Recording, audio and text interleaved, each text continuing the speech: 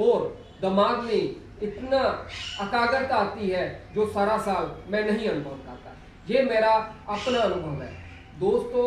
मैं तो कहता हूँ कि उस रात जो भगवान इतनी वर्षा करता है, आप इसका आनंद लीजिए। आज की ये जो बात मैं इसलिए साझी करने के लिए आपके पास आया हूँ कि ये जो समय है, जब रात का समय है, आप उसको एक दो दिन पहले प्लान कीजिए कि उस दिन मैंने क्या करना है, ताकि आप इस रात का आनंद ले सकें।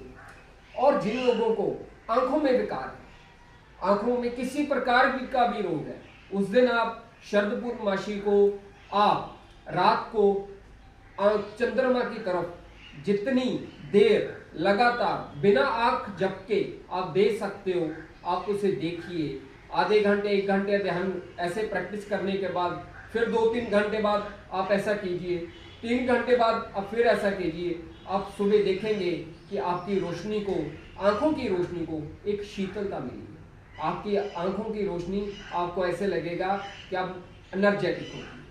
दोस्तों, जहाँ ये हमारे शरीर के मन, शरीर, बुद्धि को ताकत देती है, वहीं जो भी हम औषधियाँ, क्योंकि हमारे यहाँ उस रात सारी रात जिस तरह ये औषधियाँ पड़ी हैं हम बाहर रखते हैं, हम चूर्ण बनाते हैं, भस्मों का उस दिन कुट दी जाती है, और भी जो भी हमारे पास आयुर्वेदा से रिलेटेड हम जो कार्य कर सकते हैं वो सारी रात बैठकर हम करते हैं। और ये भगवान की कृपा है कि उन्होंने हमें इतना शक्ति और इतना ज्ञान दिया, क्योंकि हमारे यहाँ आंगन में बहुत रात को कीट पतंगा भी है और बहुत प्रकार के मैंने कीड़े भी देखे हैं जो पहले कभी भी धरती से बाहर नहीं आते, लेकिन जब भी ये शरद पूर्णमासी साल में, क्योंकि ये एक बार आती है दीपावली से 15 दिन पहले, तो मैं देखता हूँ कि वो धरती के बाहर होते हैं। और उस रात मैं पक्षियों की चहकने की भी आवाज़ सुनता हूँ। बाकी क्योंकि रात मैं देखता हूँ कितने पंछी नहीं चहकते, लेकिन जैसे शरद पूर्णमासी आती है वो पंछी चहकते हैं। मैं आपको एक इंटरेस्टिंग बात बताता हूँ। एक बार मैं पहाड़ों में यात्रा के लिए गया तो वहाँ पर एक बाबा मुझे मिले, तो उनकी उम्र 80 साल के करीब थी। तो मैंने उन बाबा से पूछा कि बाबा, आप कभी अपनी हेल्थ का चेकअप कराते हो? तो उसने कहा भगवान की कृपा है, हेल्थ का कभी चेकअप नहीं कराते। तो मैंने कहा बाबा, आपकी आंखों की रोशनी कैसी है? कहते बेटा बहुत बढ़िया है, लेकिन आंखों की रोशनी मैं चेक कर लेता हूँ। तो मैंने कहा बाबा वो कैसे चेक करते हो, आप तो इतनी दूर पहाड़ों में बैठे हो? कहता मेरे पास एक सुई और धागा है, जब भी शरद पूर्णमासी आती है तो मैं उसमें रात को धागा डालकर देख लेता हूँ।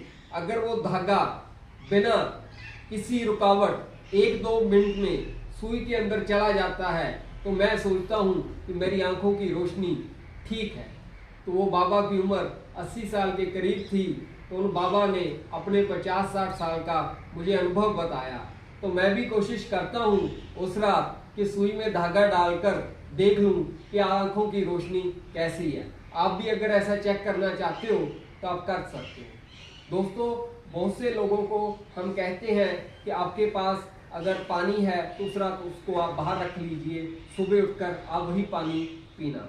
अगर आपके पास घृत है तो उस घृत को भी आप बाहर रख सकते हो, वही आप 2 महीने 3 महीने के लिए जो भी आपके पास पड़ा है उसी का प्रयोग करना। और साथ में जो आपने खीर बनाने का मैंने आपको बताया है, कोशिश कीजिए कि अगर वो भारतीय गाय, इंडियन जो काऊ है, उसी का दूध मिल जाए तो ठीक है। अगर व्यवस्था नहीं है तो जो भी आपके पास दूध है उसका प्रयोग करके सारी रात खीर बाहर रखें और उसको सुबह उठकर ग्रहण करें। और एक बात बताता हूँ इस रात की, अगर आपको, जिन लोगों को नींद नहीं आती, या जो लोग हर बात पे लड़ने की उनका स्वभाव हो जाता है कि कोई भी बात हो तो वो थोड़ी बहुत में बात में लड़ने लगते।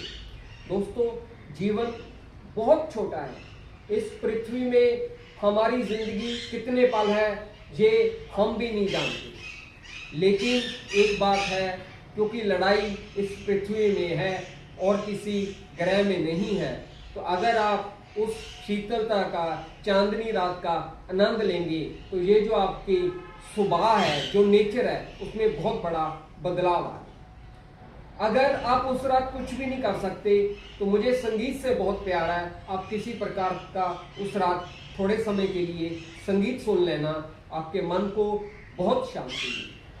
दोस्तों, भगवान ने जितना मुझे ज्ञान दिया मैंने आपको शरद पूर्णमासी के बारे में बताया, लेकिन बहुत सी कमियां रह गई होगी। मैं उसके लिए भगवान से क्षमा मांगता हूँ। आप इस पूर्णमासी का आनंद लीजिए अपनों के साथ और अपने ज्ञान के साथ, अपने दोस्तों के साथ। आप खुश रहें, मस्त रहें। नमस्कार।